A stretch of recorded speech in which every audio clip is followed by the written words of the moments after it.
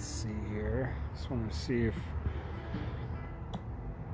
we got a speaker right here, so hopefully it's not too loud for you. Hopefully you can hear me. I want to hop on here and talk price objections and how to overcome them. If you're going to be a high ticket window cleaner, you're probably going to run into some price objections, and you're going to hear all kinds of price objections. But we're going to talk about even the ones that don't involve sales.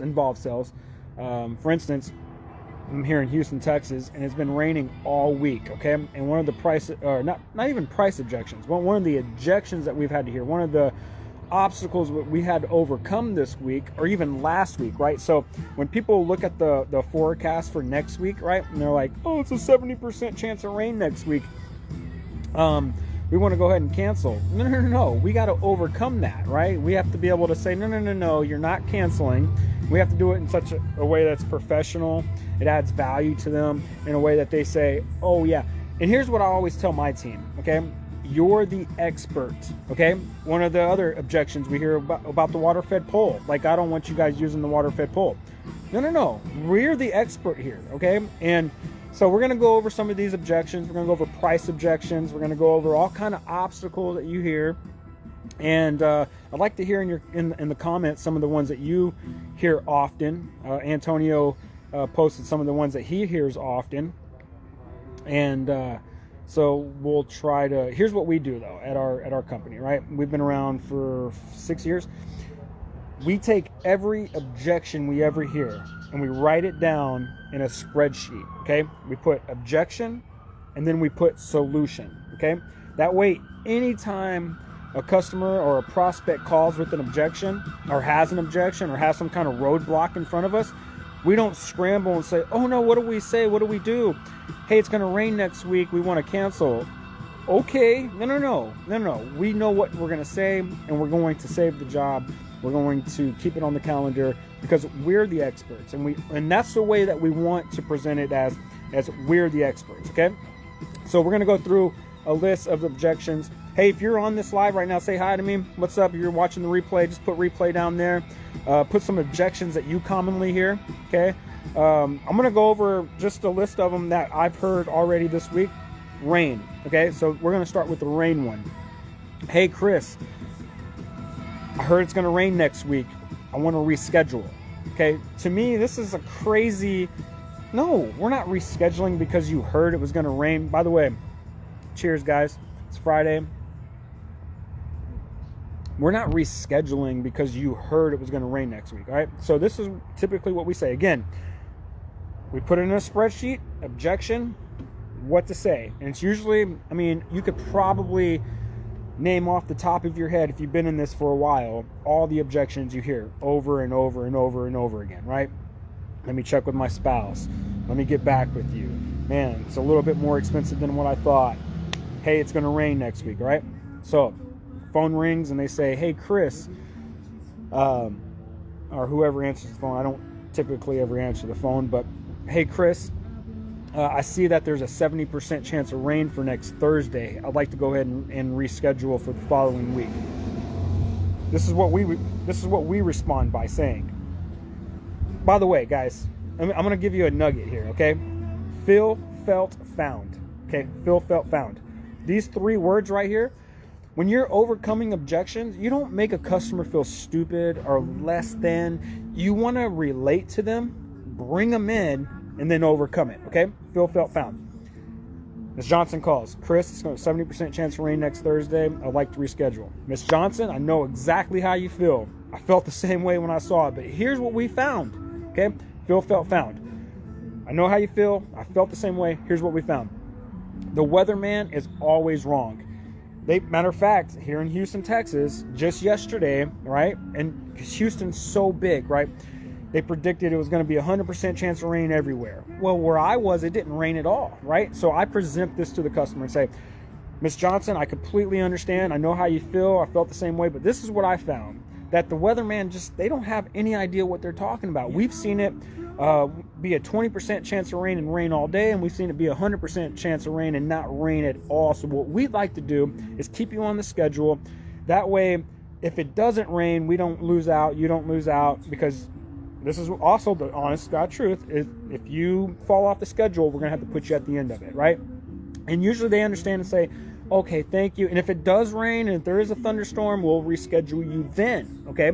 But we're not going to reschedule 7 days out, 10 days. We're not even going to reschedule for tomorrow, right? When they call and say, hey, Chris, there's a 90% chance of rain tomorrow, then we'll say, hey, I know how you feel. When we saw the radar, we felt the same way. But here's what we found is usually the weatherman doesn't always get it right. And we'd like to wait till tomorrow to reschedule. So if tomorrow it comes around at your time and it does rain and there is some thunderstorms moving in the area, yes, then we'll reschedule, okay? That way you don't lose the job, right? You just need to be able to present it to the customer, because you have to understand, like, it's a logical sense, right? It's like, hey, the weatherman says it's going to rain tomorrow. But the weatherman doesn't always get it right. Okay, so that's a sales, or not. That's not even a sales objection. That's just an objection for the calendar, right? All right. Hey, by the way, comment down there if you're watching with me live or if you're watching the replay. Name some common objections and help me also. Like, how would you respond to that? Is there a better way that you could respond to that? But that's the way I like to respond to things. Feel, felt, found. I know how you feel. I felt the same way, but this is what I found, okay? Price objection. Hey, your prices are super outrageous. I know how you feel. I felt the same way, but this is what I found, right? Do you have the value meal deals like your competitor? That's right. No, I don't have value meal. Jeremy knows. What's up, Jeremy? Good to see you, man. So go overcoming the price objection, letting them know why, right? It's not just, hey, Miss John. Oh, okay. Here's a true story. All right. Sometimes you're not going to be overcome. And this is the difference between men and women. Sometimes husbands and wives. Husbands are more DIY. I love dealing with wives. I feel like when I talk to a wife, matter of fact, just the other day, a husband stepped in and ruined everything. And I knew he was ruining everything. And the wife was so mad at him, right? We were supposed to power wash the whole home, right? And the husband comes out and he's like, well, I just think we only need one side of the house washed. And I was like, no, dude, you need the whole house washed. I mean, you're looking at mold and mildew. I'm looking at dirt daubers, nests, spider webs. Everything your wife's looking at, I'm looking at. And he was like, oh, the dirt daubers and spider webs, who cares about all that, right? Well, his wife comes back around. He's like, aren't you doing the whole home? And I was like, your husband said not to. And she was mad, right? And this is, part of overcoming those things. And this couldn't be overcome because there was two different, I'm not stepping in the front of a husband and wife team, right? Like, hey, you guys figure that out, right? But overcoming sales objections in your window cleaning business or pressure washing business is adding so much value to them, right? And like Jeremy Book, are you value miller? And you need to add so much value to them that whenever that there is no price objection, right? Usually, if there is a price objection, it's because you're talking to a price shopper, okay? If there's going to be an objection, okay, usually it's going to be, why are you so expensive? Can you please explain to me why one company is $99 and you're $299? Can you please explain to me, right? And a lot of times they're not going to ask you to explain that, because here's why. You have to understand, they're dealing with contractors every day, and they're dealing with contractors that believe that contractors are out to get them. They're trying to screw me. They're just trying to make money, right? And here's the truth. I am trying to make money, right? I'm not into this just to clean stuff. I'm trying to make money.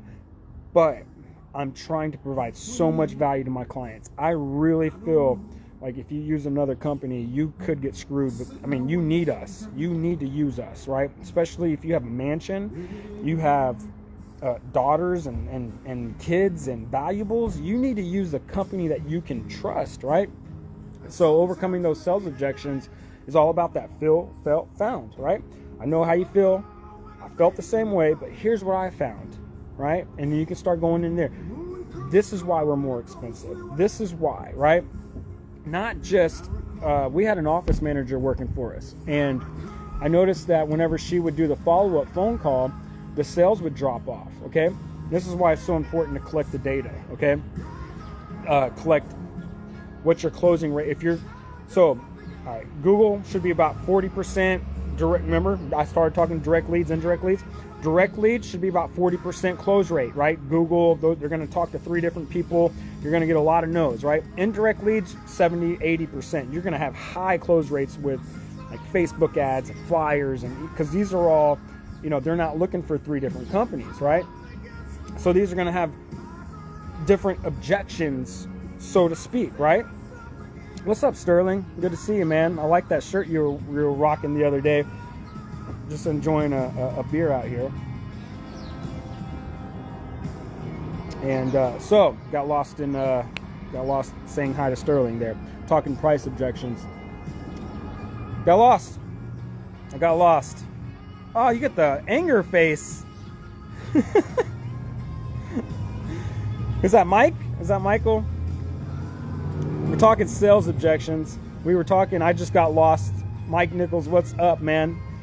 Good to see you guys. We're talking sales objections. We're talking about how we handle those sales objections.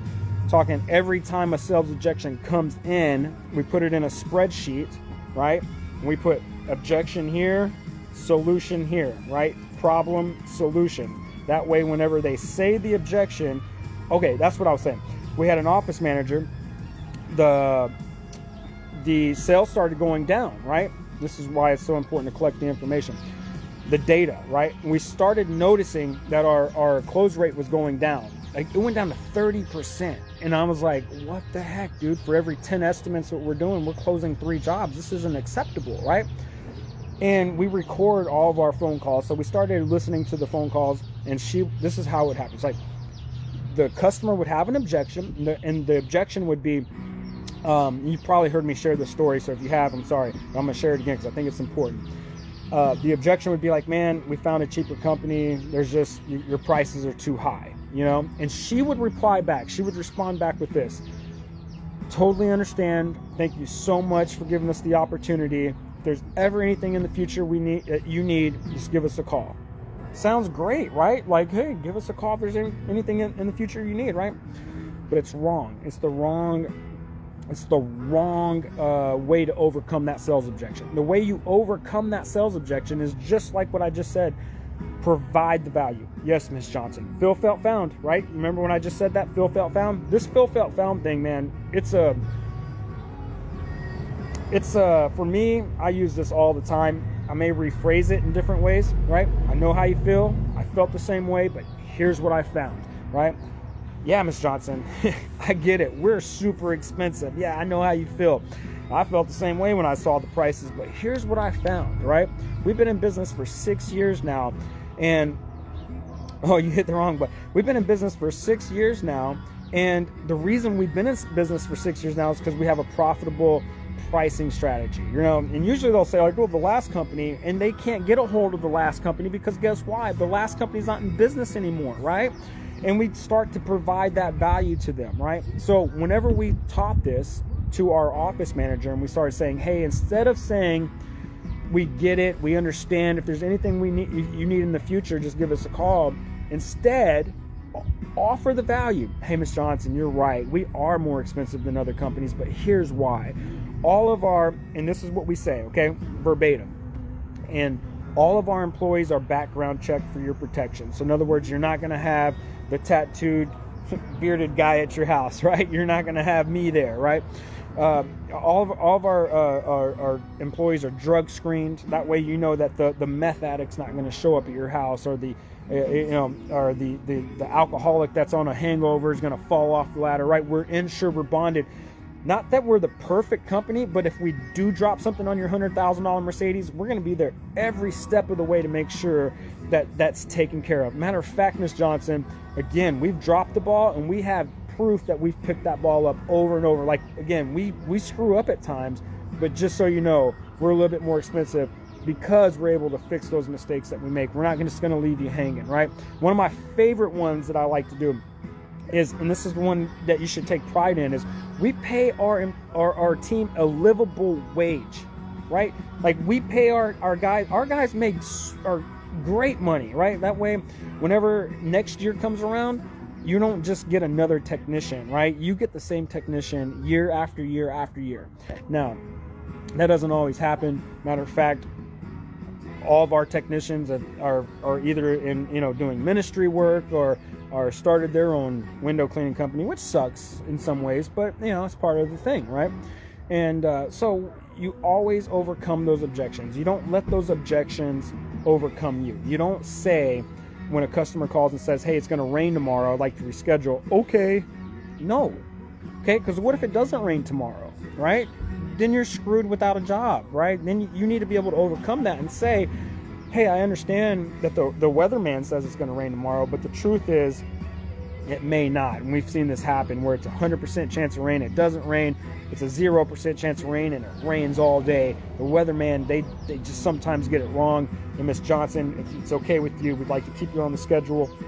And that way, yeah, exactly. I mean, that's one of my favorite ones, Sterling, actually. It's one of my, because people understand that. You know what I mean? Like, we don't pay our guys $7.50 an hour. FF, you need to make triple F shirts. You can put on the shirts FFF. What's FFF? I'm lost. Sales machine. Help me out here, Jeremy. But yeah, so here's what I would say your homework should be, okay? Think of every sales objection, because like I said in the beginning of this video, you're usually the same ones over and over and over and over and over again, right? Put them in a list, right? Whoever's answering your phone, whoever's doing your sales, whatever it is, feel, felt, found. I don't know why I didn't get that, dude. Feel, felt, found. I use that a lot in ministry. Whenever I share my testimony with people and they're like, I'm an atheist, I don't believe in God. And I'm like, hey, I know how you feel. I felt the same way, but let me share with you what I found. I get excited about that stuff, So anyway, but put on one side the objection. What is the objection? It's not just pricing objections. It's scheduling objections, right? What are, rain. It's going to rain all next week. I'd like to reschedule. No. Here's the solution. This is what we're going to say. And then I always record your phone calls. Especially if you're not doing the sales, even if you are, if you're answering the phone, record it. And listen, it's the most awkward thing ever, right? But then you can start to see where you go, hey, Chris, why is your price so high? Record that, listen to it, and you'll be like, no wonder I lost that sale, right? We record every phone call. I'll go back and listen to them. I don't answer the phones anymore. And my wife answers the phone. She does great, but my wife doesn't always answer. Sometimes we have an office manager. And even when my wife answers, I'll go and listen and like, hey, did you see why we lost the sale right there, right? Did you see how that happened? Oh yeah, right?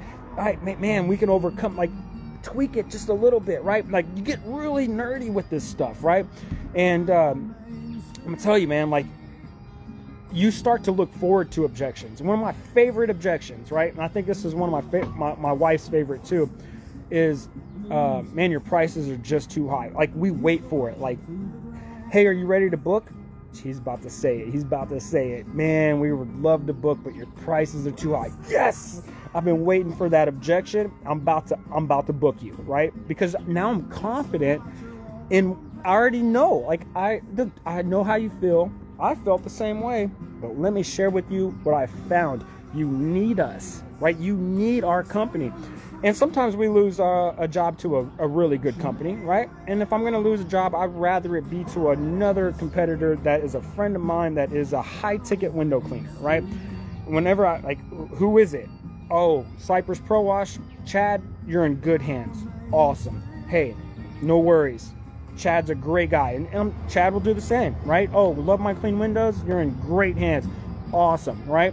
So you're going to lose sales, right? Just don't lose it to the freaking $99 guy, okay? Do not lose it to them because you simply couldn't overcome that sales objection, okay?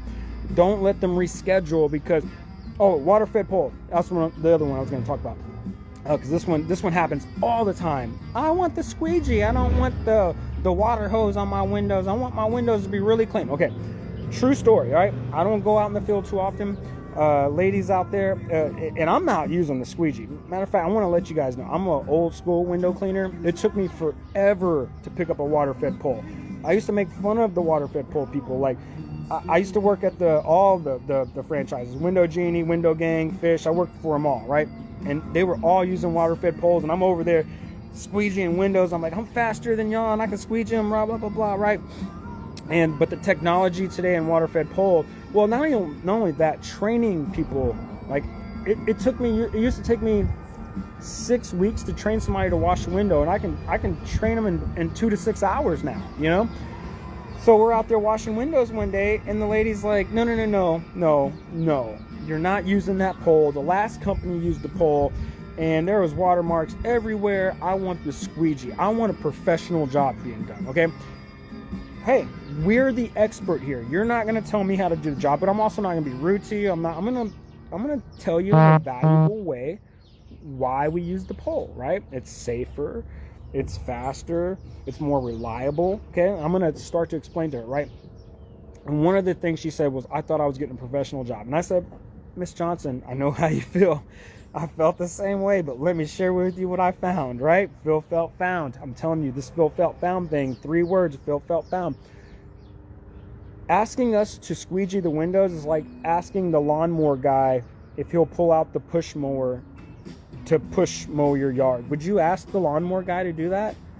No, because he has technology now to make the job go faster, look better, make it more, even, right? Like, it's the same thing with us. We have jobs that, well, the last company, and I don't know what the last company did or what they used or what filters they have, but we have state-of-the-art filtration systems that we keep up to date. We don't let them go past a certain parts per million. I assure you that they did not have the right filtration system. They probably had a filter, but they did not have the right one for the type of water that we have here in the Houston area, okay? And then typically what I'll say is, let us do the windows the way that we're going to do them, and if you're not happy with them, we'll go back over each one of them and squeegee them, okay? I promise you, by the time we leave this job, you're going to be happy. Because here's the deal. I tell my team this all the time. We're the experts, not the customer. Half the time, the customer doesn't even know what they want. Half the time, the customer doesn't, they think they know that they're the experts, or they think that they know what they want, but you're the expert. That's why they're paying you top dollar, right? You're the expert, all right? So make sure, again, overcome all these. I don't want you to use bleach, right? If you're a pressure washer, I don't want you to use bleach. The other company's not using bleach. Well, the other company's either lying to you or they don't know what they're doing, okay? And so overcoming all these things, I see it all the time on the Facebook forums. The customer doesn't want me using water-fed pole. The customer doesn't want me using bleach. The customer doesn't. No. You're the expert, okay? The customer's not always right, okay? Now, it's your job to make sure the customer is happy at the end of the job, okay? And that's your job, is to make sure they're happy at the end of the job. So you need to make sure you can clarify that and say, Ms. Johnson, we're going to use everything you don't want us to use, but I'm going to guarantee you're going to be happy with us at the end of this. And if you're not, we don't even make them pay. If you're not happy with me, you don't even have to pay me, right? You're going to be happy with me, though, okay? And no one's never not paid us, right? Because what aren't you not happy about? How can I fix it, okay? And so, objections, write down every objection you can think of, right? There should never be an obstacle in your way. Write them down. Role play. It's going to sound role play with your wife. Hey, wife, I need you to tell me, I'm going to think about it. I'm going to call my husband and I need to think about it. Talk to my, whatever, it's fill in the blank. Hey, the price is too high. Can you tell me the objection? Work it out. Listen to your phone calls. Okay, listen to those phone calls. I'm guaranteed when you listen to those phone calls, when I listen to my phone calls and I'm doing sales, I'm like, oh my gosh, or I'm just, I grew up poor I grew up with 13 families. My English isn't the best, and sometimes I start saying, like, is you gonna get those windows cleaned or what? And I'm like, did you just say is? Right? And now I have to start like, okay, Chris, you need to learn proper English, right? You can't just keep going around life talking this, poor talk that you keep talking, right? I will personally clean your windows by hand if you're not satisfied. Yeah, you're the expert, right? And this is where, when I see this in the forum, customer doesn't want me using bleach. Customer doesn't want me. Then what is the customer having a professional do it for? You know what I mean? If the customer is the expert, right? No.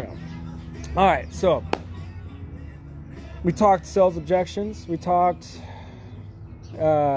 it's going to rain, right? Hey, what do you say when it's going to rain? Like, there's probably a million more. We talked pricing. We've talked all kinds of objections and roadblocks, and you could probably come up with a million more. That's why I say write them down, okay? If you're a systems person, then this should be a system that you have, okay? Write it down. Not for you, but for the next person that answers the phone or the next sales guy that comes around, right? That way, when the next sales guy comes around, you can say, hey, look, dude, I'm already going to tell you, these are all the sales objections you're going to get. The customer's going to tell you, your prices are too high. This is what you say. The customer's going to tell you, can I think about it? This is what you're going to say. The customer's going to say, I don't want to use a water-fed pole. This is what you're going to say, right? Write everything down. That way that's not and when a new one comes up, right? Holy cow. We got new ones because we're in a pandemic. So now we got to come up with new ones, right? Hey, are you vaccinated? Are you not vaccinated? Are you this? Are you that? Now we got to come up with all these new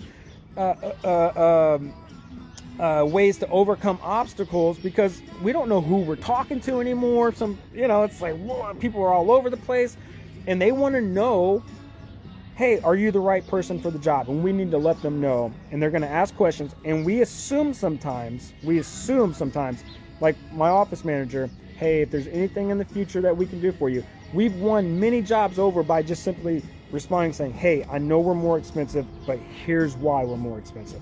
Hey, I know you want the squeegee, but here's why we're not going to use the squeegee. Hey, I know you don't like bleach, but here's why we're going to use the bleach. I know you don't, but hey, I know how you feel. I felt the same way. Here's what I found. Okay? Feel, felt, found. I'm telling you, those 3 words right there will overcome objections. And the best thing is, when you tell somebody, I know how you feel, you're not saying, oh, you idiot, shut up. Bleach is good. Oh, you idiot, water fit. People don't know. They're not educated. They're not the expert like you, right? But when you bring them in and say, yeah, we are a little bit more expensive, but we're insured. And here's another thing before I go. When you're doing the sales objections, I always say this. Even if you do not use our company, I just want to make sure you're in good hands. Make sure the other company has insurance. This is a big thing, right? I tell our prospects this. Call the insurance company and verify, because you have Photoshop, you have Canva, you have so many different ways you can fake an insurance policy today. Make sure you call that insurance company and they actually have that insurance and it's valid, because you can have a 1-month insurance policy and they'll send you a year insurance paper and it looks legit, but they just didn't pay it and it's lapsed and they're no longer insured. So make sure that even if you do not use our company, just make sure that their employees are background checked, that they're drug screened, they're a reputable company. Even if you don't use, now you see what you're doing. Now you're switching. Even like, I care about you enough that if you do not use our company, I'm okay with that. But at least make sure that this next company that you use, it seems to me that's a little bit cheap.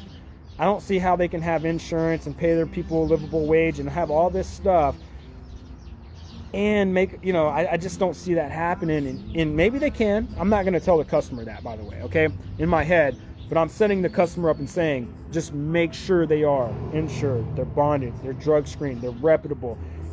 They have everything that we have at our company. Make sure that they have that there at their company, okay? All right, guys, I'm going to go and finish my beer up. I hope this helped you guys in your sales objections. Not sales, any objections. Rain, Sterling, you probably got some rain. I think you got some rain this week. I think that whole storm moved from San Antonio to here, and I don't know. But man, we got a ton of rain this week. And guess what? We were still able to do jobs this week, okay? We still did jobs this week because every time a customer wanted to cancel, no. We would like to keep you on the schedule. The weatherman gets it wrong, and the day of your job, then we'll go from there, all right? All right, you guys. Y'all have a good one. Enjoy your Friday night. Be safe. Take care. If you're bored, start writing down objections that you hear on a day-to-day basis and put a solution right next to it. Just seriously, write it down, put a solution next to it. Your prices are too high. Solution, here's why. Problem, here's why. Problem, here's why. All right, guys. Sterling, have a great day. Roger, have a great day. Mike, have a great day. We'll see you guys, man.